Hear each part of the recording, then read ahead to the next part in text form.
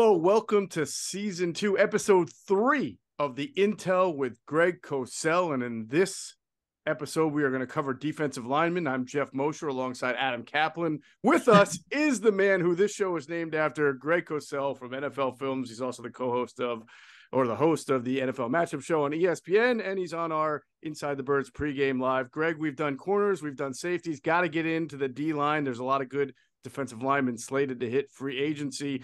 As we always do, we start with Philadelphia Eagles, who happen to have their two starting defensive tackles primed to hit free agency. Both are veterans, Fletcher Cox and Javon Hargrave. Right. So let's start with Javon, because the buzz obviously is the biggest around him as far as what he can make. He's had 3 really good years, pass rushing years for the Philadelphia Eagles.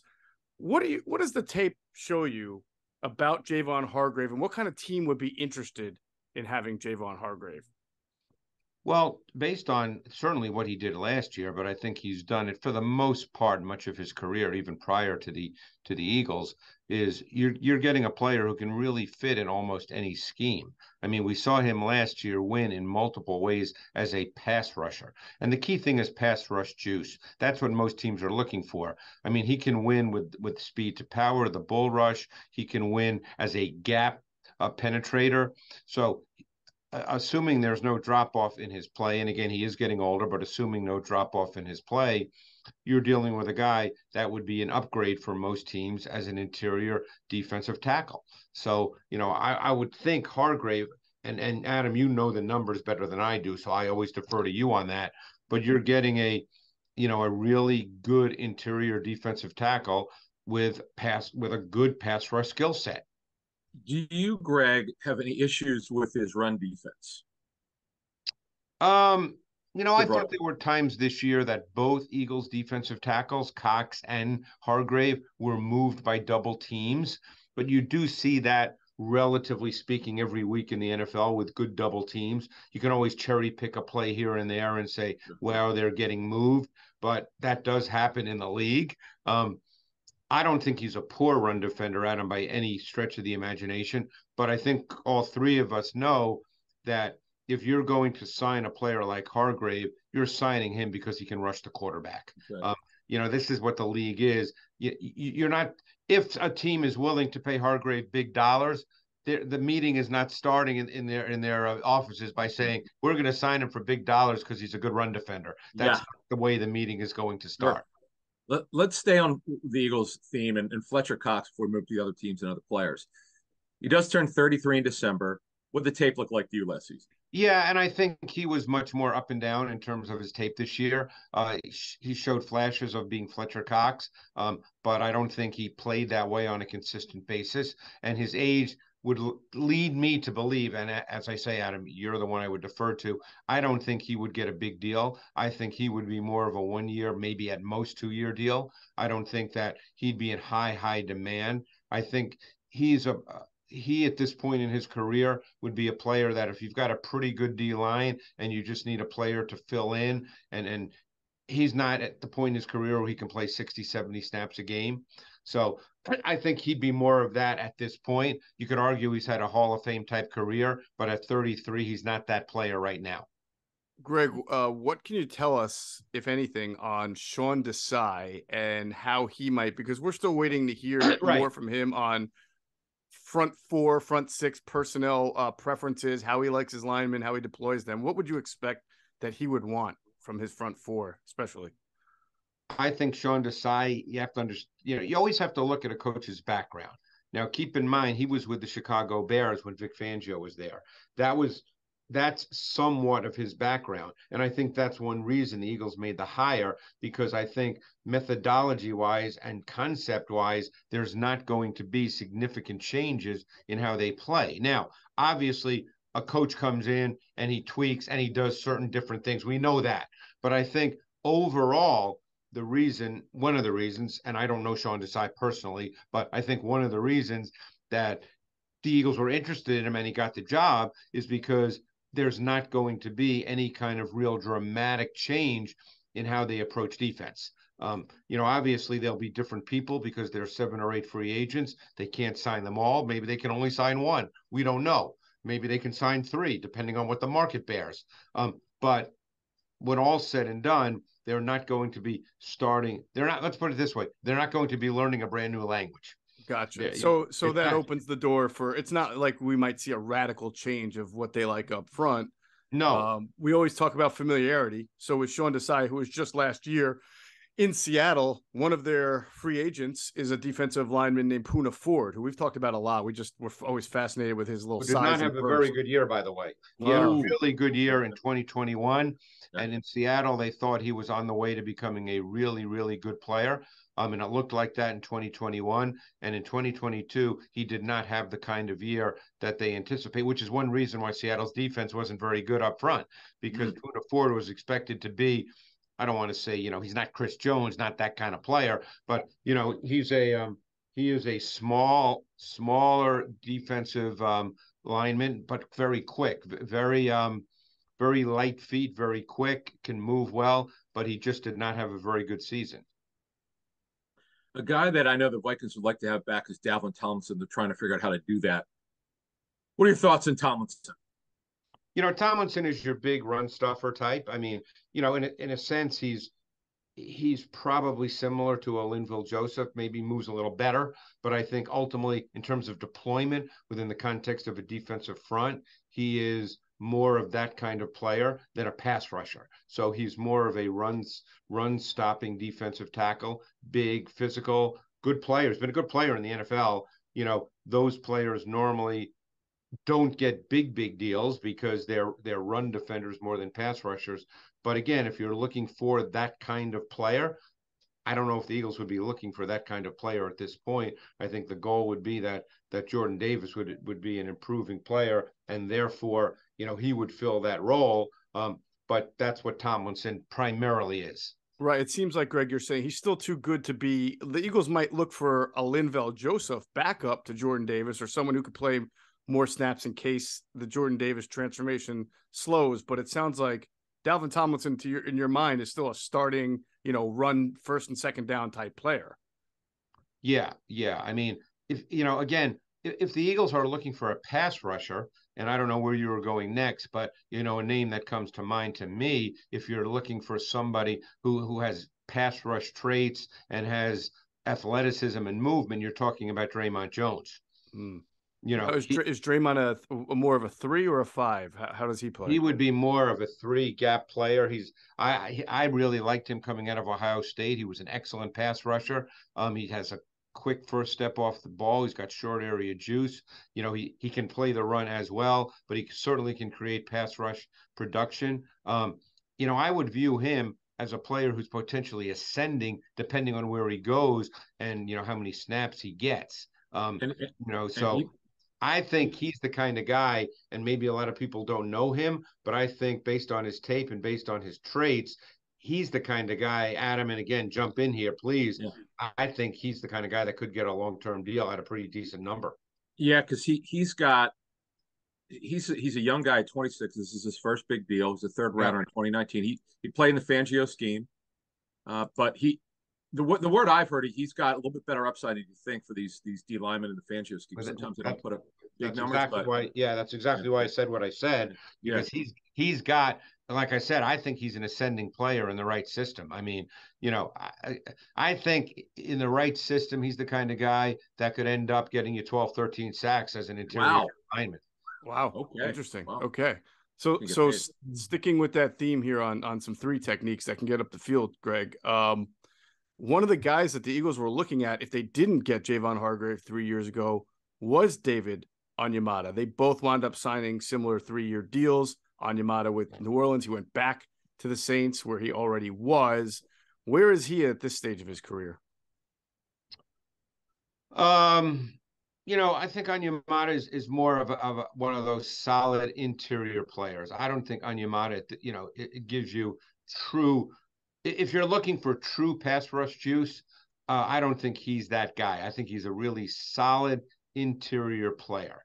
But I don't think he's the kind of guy that would give you, to me, he's not a true 3 technique gap, get up the field, rush the quarterback kind of player. Mm-hmm. Can he do that on occasion? Yes. But I don't think you're signing him to fill that role, Geoff. Okay. That to me is not the kind of player he is overall. Greg, a guy who continues to move on. He's been on 3 teams in a matter of the last 5 years, but the guy puts up sack numbers. So if you're a team that's looking for a sub rusher, I would think Jaron Reed might be a guy. What does his tape look like? Yeah, Jaron Reed is always been an interesting guy to me because when he came out of Alabama, I thought he was more athletic than he was given credit for. People just viewed him at the time as much more of a run stuffer. I think he does have a little pass rush juice, not big time, not the level of Draymond Jones, but I think he gives you a little more of both run defense and pass rush than some of the others. But he's been with a number of teams. But I think he's a solid player, solid interior player. He could get a pretty decent deal. He's not, Adam, do you know how old he is? He turns 30, a little bit older than I thought. He turns 31 this December. Yeah, that's older than I thought as well. So and that could certainly limit, what teams view him as in terms of a contract. But I think that he's a good player who can play both the run and give you some pass rush. Greg, before we move to the outside rushers, the edge guys, I want to throw a few more interior veterans at you, and maybe you just tell me who you like the most or who fits what scheme the best. We're talking about Larry Ogunjobi from the Steelers. We've got Matt Ioannidis from the Panthers, Derek Nnadi from the Kansas City Chiefs, and Sheldon Rankins, of course, from the Jets. Yeah. I always really liked Derek Nnadi, but he doesn't play in passing situations. He's just a really good run defender. He's got light feet. He's quick, but he's stout. He's a really, really good run defender. He did not play for the Chiefs when they went to their sub fronts. So that's what he is. And most of those guys you mentioned are more along those lines. You didn't really mention anyone there of those 3, including Nnadi, that is a true pass rush type player. So those are run defenders who are not likely to play in your sub fronts. Gotcha. Ioannidis used to have a little burst to him when he was with Washington, didn't he? Yeah, he's probably of that group the best in terms of potentially, rushing the quarterback and perhaps playing in a sub front, because he did in Washington for sure. But my sense is you wouldn't sign him to do that. Could he do it?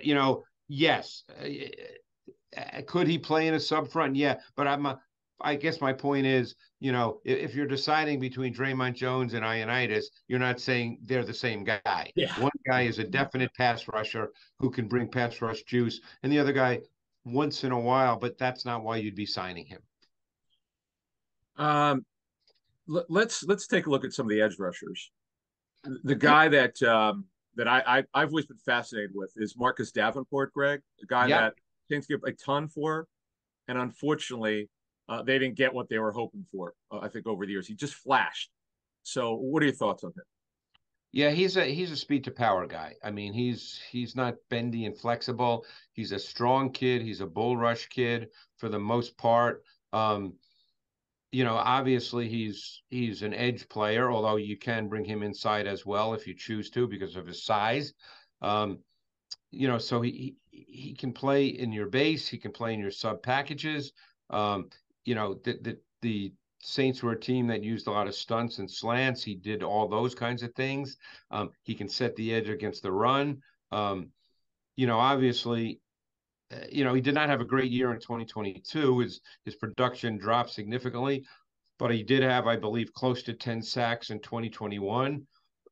Excuse me. So, but he's mostly a power type player. Like, for instance, he's not as good a player as Josh Sweat. He's not as he can't do quite as many things, although in some ways he'd be similar for a team.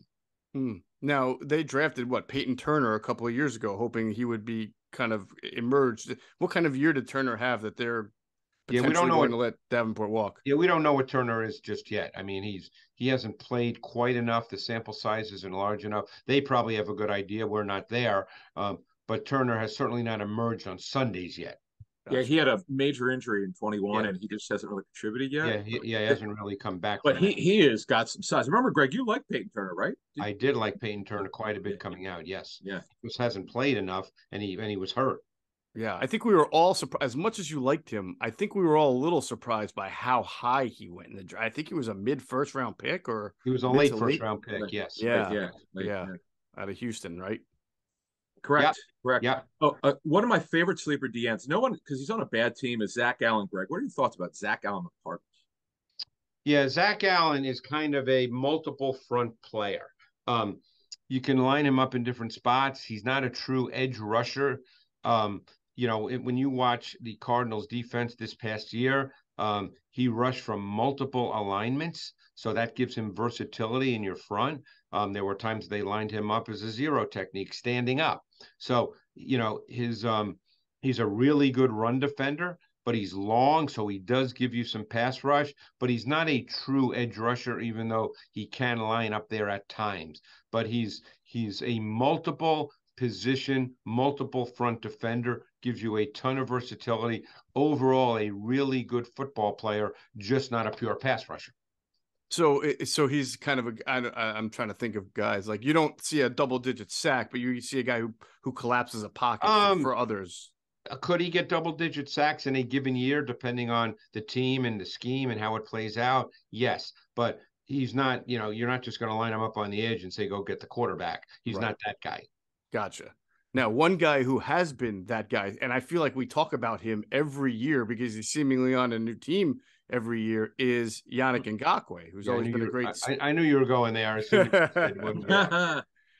In fact, the next two guys, if you even though they're different, if you throw Jadeveon Clowney, we're talking about him every year too because he's on a different team every year. But let's start with Ngakoue and they're both different. It's interesting that Ngakoue's on a different team every year because he truly can rush the quarterback.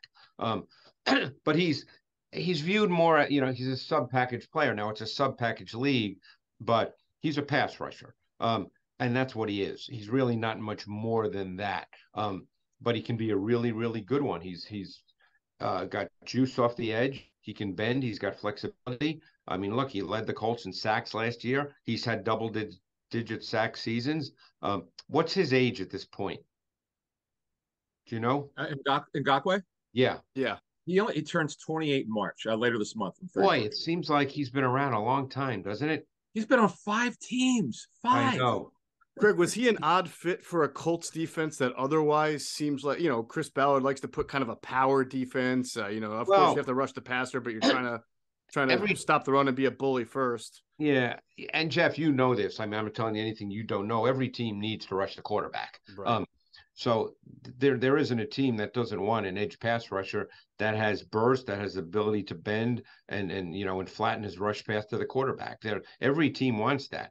I'm very surprised he's been with so many teams. Again, maybe there's other factors involved that I don't know about that are unrelated to what he gives you on the field, but he is an edge pass rusher. Now, he's a predominant sub-front player because he doesn't give you much in terms of run defense, but he can rush the quarterback. Adam, is this a guy who might get sort of be a bargain for a team as a third pass rusher, you think? Like he's clearly now not in his prime anymore. He's still a good pass rusher. He's been on multiple teams. I mean, if you're a team like the Eagles who likes to add depth to your pass rush, do you fork over a little bit more knowing that he's not top of the market anymore? Here's the thing with Ngakoue, which helps him. He's played in a 34 front. He's played in 43. 28. I mean, you could say he's on the back nine of his career. It's not really an injury thing. They're just, as Greg brought up, it's kind of weird that he's been on. This could be a 6 team. I mean, this is crazy. Right. Normally, good pass rushers don't move around the league like this. Yeah. So you have to ask yourself a question. Now, it's a great question. He could be because teams are going to the same thing we just brought up. Teams are going to ask themselves, okay, to me, I would sign him for 1 year as a sub package guy. Those shouldn't cost you much. Now, a guy that has been a favorite of our program here, I think all three of us like Arden Key, who was with the Jaguars. Greg, what does the tape show you about Arden Key last season? I think Arden Key is a pretty good player. And Arden Key was with the Niners the year before that. And Arden Key, to me, he can line up outside. He can line up inside. He always flashes to me on film. He's, as I said, has positional flexibility. He's an interior rusher. He's an edge rusher. He can disrupt the pocket. He's got great length. I really like Arden Key, and I don't know what the market's going to bear. I don't know how teams see him around the league, and I'm not suggesting he's going to get a 5-year deal for a lot of money, but I would look at Arden Key as a very desirable free agent, quite frankly, assuming there's no other issues with the player. I think he's a really interesting fit. Again, it would not surprise me if DeMeco Ryans because he was in San Francisco. If he looks at Arden Key as someone he might be interested in because he knows him, I think he's a good player. Yeah, that's my kind of lunch pail guy, Greg. I mean, he's not going to get 10 to 12 sacks, but he's just tough to block. He's relentless. Yeah. But he could, depending on the season. Sure. How about speaking of San Francisco and what D'Amico might be looking at? I mean, they've got a couple of DNs that are primed to be free agents. Samson, I always get is it Ebukam? Is that correct? Ebukam, Samson Ebukam. Yeah. Right. And of course, Charles Omenihu, right? Omenahu, who may have a little bit of a legal issue he still has to clear through. Right. But those two, as far as what the tape says, what? And Omenahu is in some ways like Key. I think Key's a little better, but Omenahu is another player with positional versatility. For the Niners, he lined up inside, lined up outside. Once they got him in a trade from Houston, I think a year or two ago in the middle of a season, he's been a really good player for the Niners, really an important part of their depth in their front. And we know they have one of the better fronts in the league with tremendous depth. So, the question with guys like this is they're rotational pieces who fit in a certain way, including Key, as much as I like Key. So the question is, if you sign them and think they're more than that, are they more than that? And in some ways, you don't know the answer to that. I always equate it to baseball, and Geoff, I know you're a baseball guy, Adam, you know some too. If there's a guy who bats seventh and hits 30 home runs, because he hits 30 home runs batting seventh, do you sign him and make him your number 3 hitter because he hit 30 home runs? Right. Sometimes that doesn't work, right? So guys like Key Omenahu are really good in kind of rotational, versatile roles. Is that what they are? So Omenahu, Greg, is a big dude. I think it's over 6'5", 270. Yeah, he's similar to Key. They're both really long and they're athletic. Now, does Omenahu play inside? Yes, he does. Okay. He did for the Niners. They moved him around inside and outside. And who's the other player you mentioned, Geoff? Ebukam. Ebukam, yeah. Ebukam predominantly is an outside guy lined up opposite Bosa. When the Niners went to some multiple fronts, they moved him around, but that was more the aberration than part of what they did.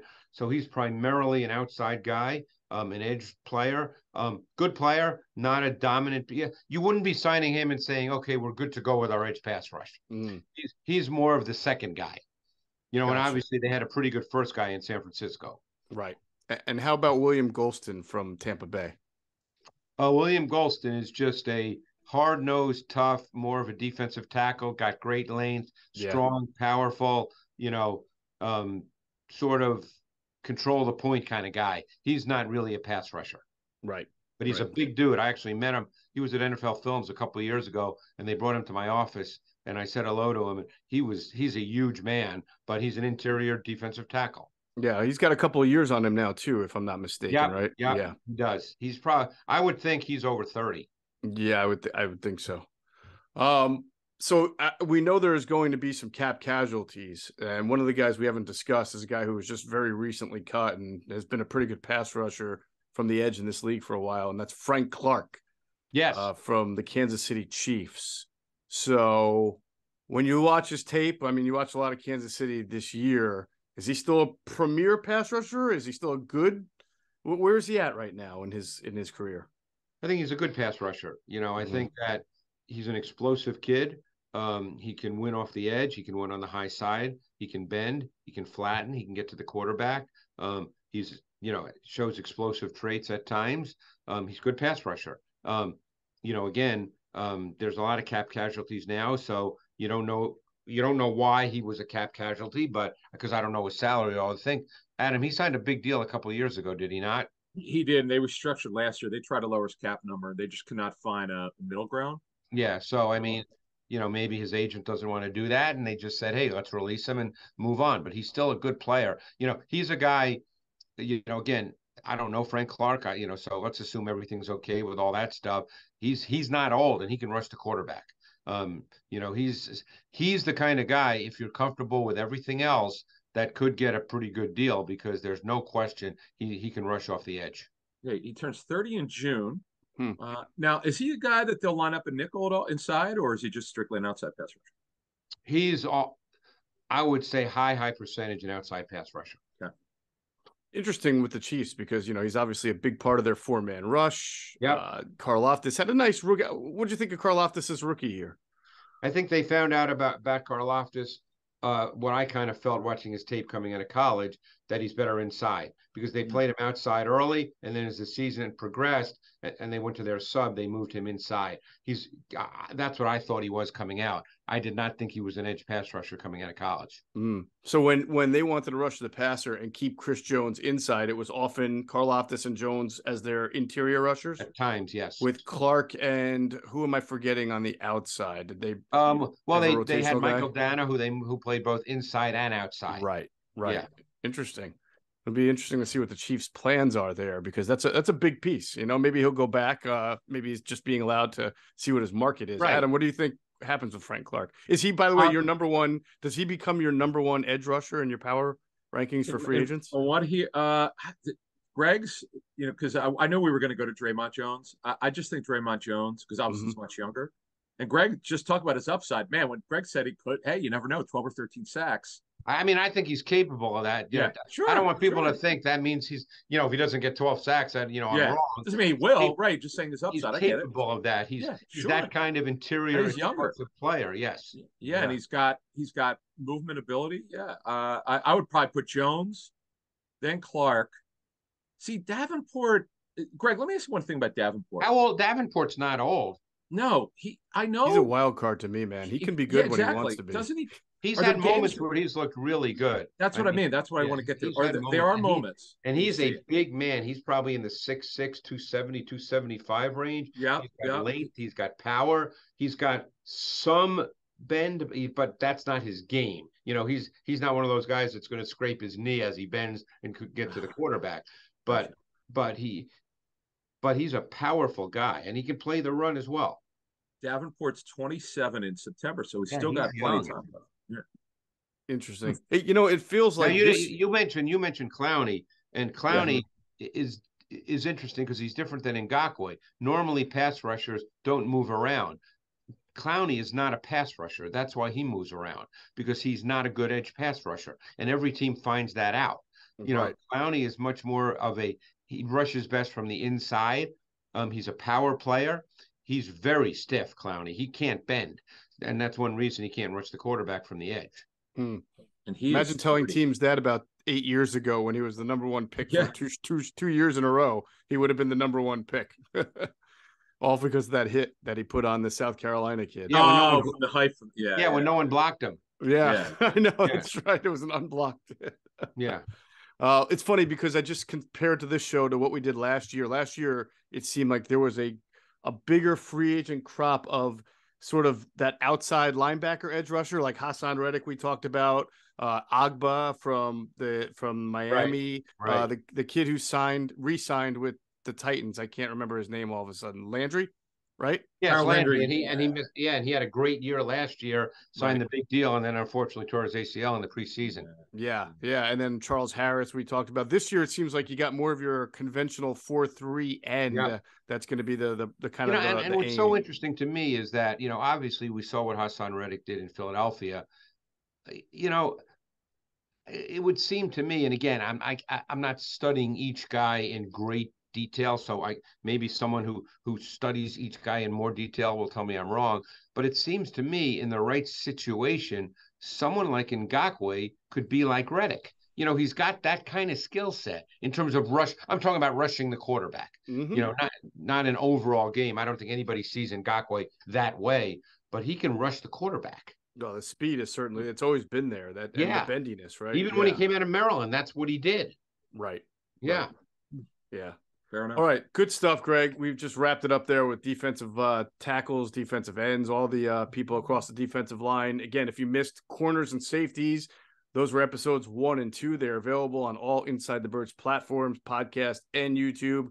Now, our next show will drop. It'll be the last of free agency previews. That's going to drop Monday morning, since that's when all the fun's going to begin.